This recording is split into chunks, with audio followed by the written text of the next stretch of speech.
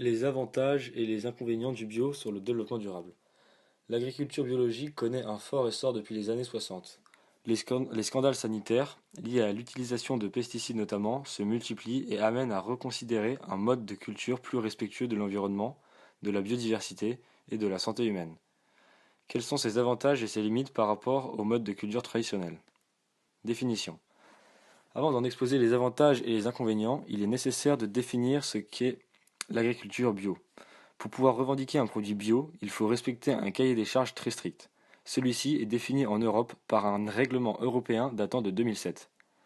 Des contrôles peuvent être effectués pour vérifier que les exploitations concernées répondent bien à ces exigences.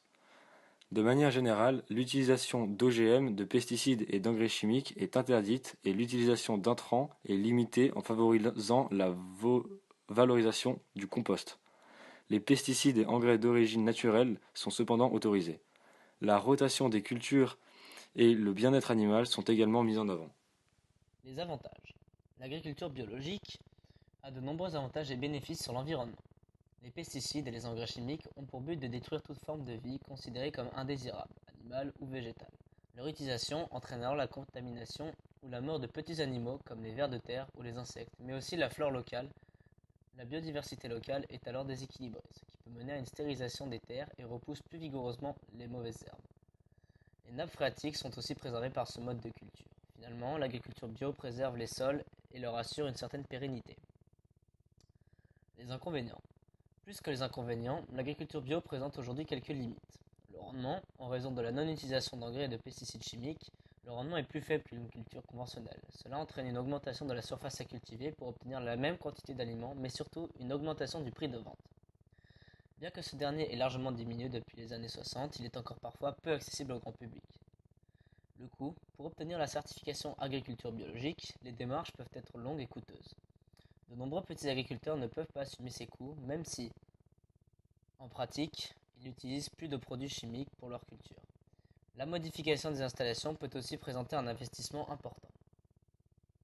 L'agriculture biologique présente encore certaines limites qui freinent son développement, mais son impact fort sur l'environnement et la santé doit inciter à favoriser son développement. De plus en plus de magasins bio fleurissent dans les grandes villes, comme l'enseigne Naturalia par exemple, chez laquelle nous nous sommes rendus afin de questionner les responsables sur plusieurs points. Pour des raisons de confidentialité, le responsable n'a pas souhaité être filmé.